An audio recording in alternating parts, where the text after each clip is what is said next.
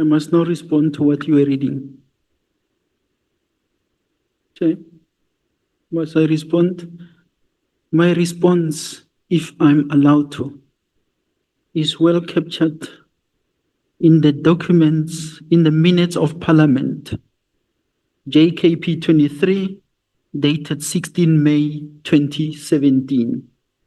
Because that is the day that we were in Parliament and that presentation was made. And that response is well traversed here. But I will go and politely read some of the issues that I'm referring to in respect of JKP 23.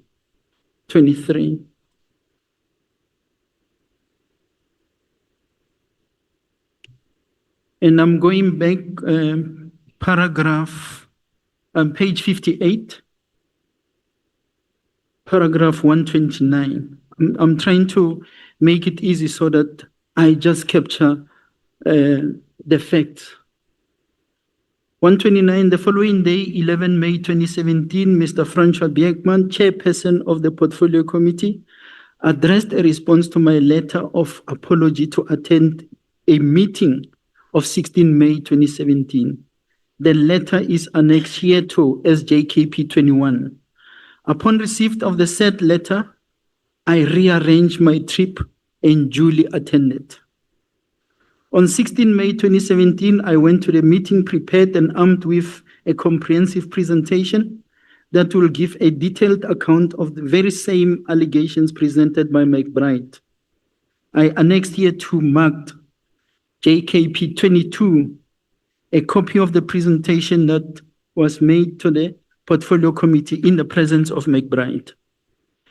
My appearance before the Committee on Police was to respond to the same allegations made by Robert McBride during his previous appearance on 4 May 2017, where I was not present. Robert McBride alleged that it was unprecedented for him to have been called to the committee to account on investigations against me in my presence while he was the initiator, the author, and the narrator of the script. I say so in my affidavit. It was during the said meeting that I characterized IPIT as a captured state institution by Mr. Paul O'Sullivan. I opined that it was O'Sullivan Police Investigative Directorate, OPIT. I annexed here to marked JKP 23, a copy of the transcribed deliberations recorded by PMG, a service provider rendering service recording services in Parliament. I annexed here to mark JKP 24, a copy of the minutes taken by a committee officer of the Portfolio Committee. It is here where I pause and take the nation into confidence on Robert McBride's war waged against me, his well-orchestrated campaign through the media, with Paul O'Sullivan on various platforms under the pretext of fighting corruption, systematic corruption, and maladministration. It is apt that I deal with the overview of the allegations made against me, and when necessary, I will annex relevant documents to substantiate my submissions. 134. Robert McBride must indeed be credited with having learned exceptionally well from his masters and handlers in unleashing a propaganda machinery on a target and in being relentless in his efforts to cause harm and reputational damage to those in his sides. The stratcom that was waged against the struggle seems to be what he admired, and he did not let an opportunity to pass without him applying such to his benefit. I salute Robert McBride in this regard, this despite the pain and hate directed at my person and the character assassination I endured.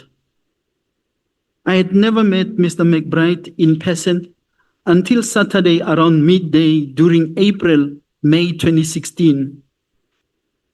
Like you said, April-May 2016, when you say he was on suspension, it is true. But he was under suspension from his post as executive director of IPID.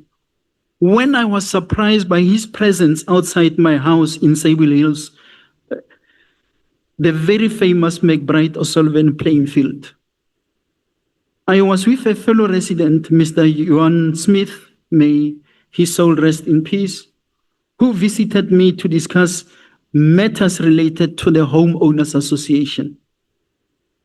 When I walked him out, he mentioned a person he was expecting who happened to be Robert McBride.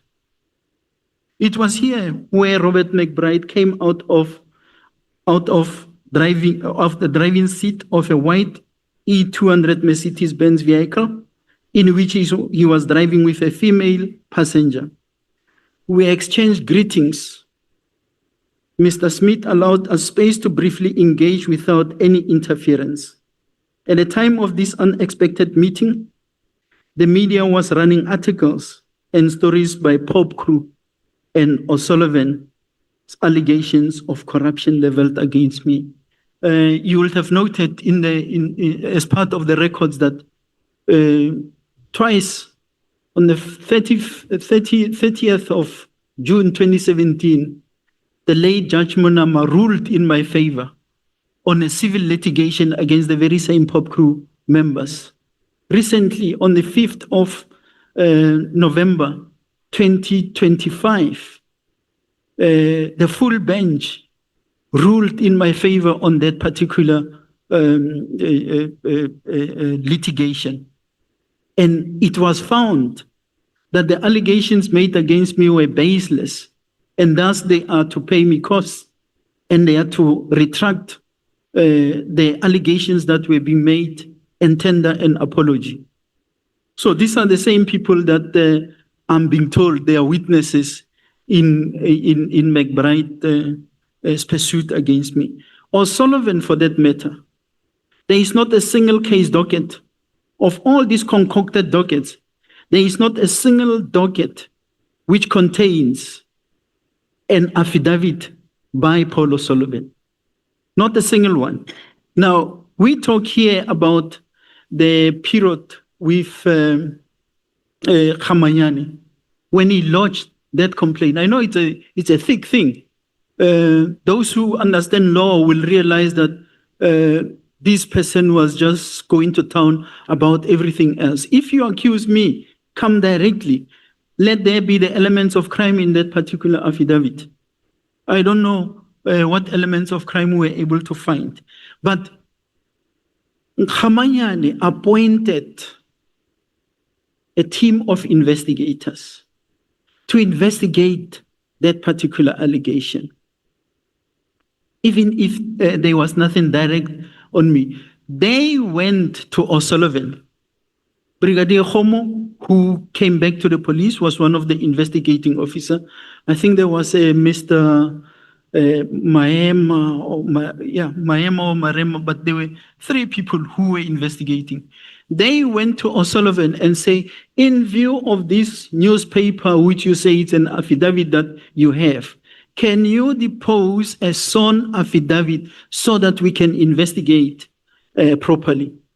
To date, that was not done. On the day that McBride came back to, he called those investigating officers. They were in KZN. He called them back to office. When they arrived, the morning, by the way, I've got records there of from the Section 70. He had received a call and a WhatsApp from Sarah Jane Trent, who is an assistant or whatever of Paul O'Sullivan, who was asking him, McBride, where are you? And he say, I'm on my way to the office. This lady say to McBride, I'm on my way to bring a Phahlane dossier. This is McBride, who was on suspension, that came to my office. First day he rocks up in office, he gets from O'Sullivan the so-called dossier. The same afternoon, when those guys came back from Durban, he removed them from the investigation. He took the docket. That was the birth of the Phahlane task team. So, in paragraph 137, during this brief engagement, Robert McBride told me he was aware I was under attack from people who did not want me to be in the position as I was in and the work I was doing. He mentioned that those people did not want us. Now we now happen to be in the same bracket. They do not want us good people, and they will do everything in their power to fight us. He further mentioned that they were using the media to attack and that we should be careful. McBride said, I should be careful of the Minister of Police, referring to Minister Nathi Nhleko, and the former head of the Hawks, Major General Ntlemeza, who were allegedly behind the attack on us. Robert McBride offered assistance and said we should work together in dealing with these people. Who are these people? I must work with him to deal with the minister and deal with Ntlemeza, who were trying to get us destroyed and replaced by people of their own. He also offered to work with his contacts in the media because media people wielded power. I listened attentively, we exchanged cell phone numbers and agreed to keep in contact as and when the need arose. My response to McBride was that there was nothing to worry about with the allegations made in the media, considering I had done nothing wrong. I indicated to McBride that it was important for the allegations made against me to be thoroughly investigated for the truth to be revealed. Robert McBride and I parted, and he followed Mr. Johan Smith to honor their engagement. I was left in disbelief and shock. I have never shared this conversation with anyone other than my wife. That's what happened on that particular day. So, on the 5th of June, my wife and I were attacked by 3 gun-wielding men while at a spa in Duncanville, Johannesburg. I remain grateful to the Almighty that we survived the attack, even though we sustained some injuries during the unfortunate incident. Following the attack on 5th June at about 1934, the first person who called me was Robert McBride.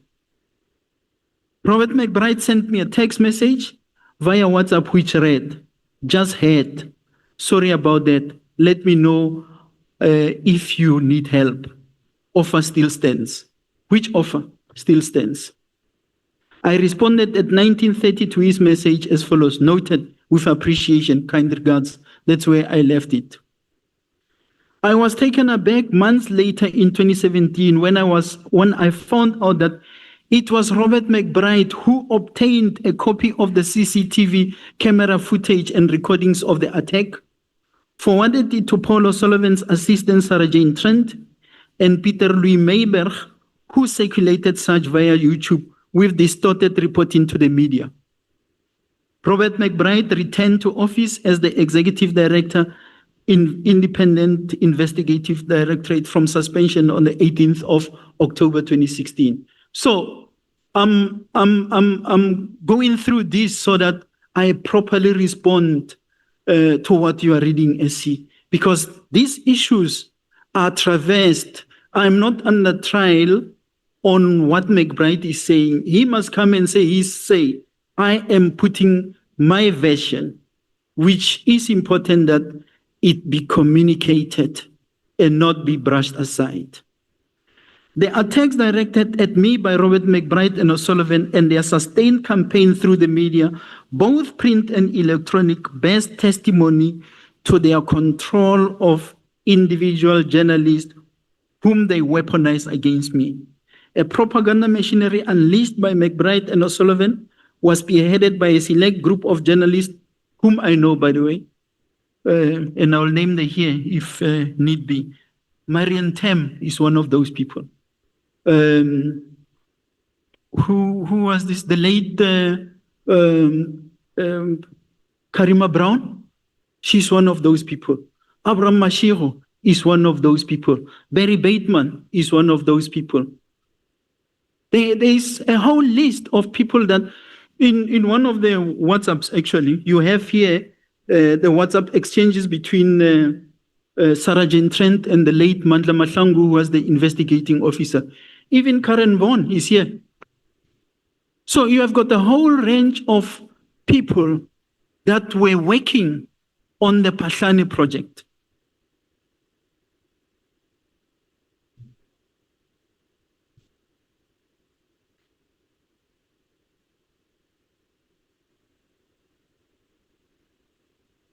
Were you done on the part that you were reading? I'm not done, Chair, but I think I must respect the committee's time because he decided to go and read Robert McBride's allegations, and these are properly responded to. If I was here to be taken through my affidavit, these issues would have been traversed. So I'm going to pause. I can deal with some of these things when we come back. Okay.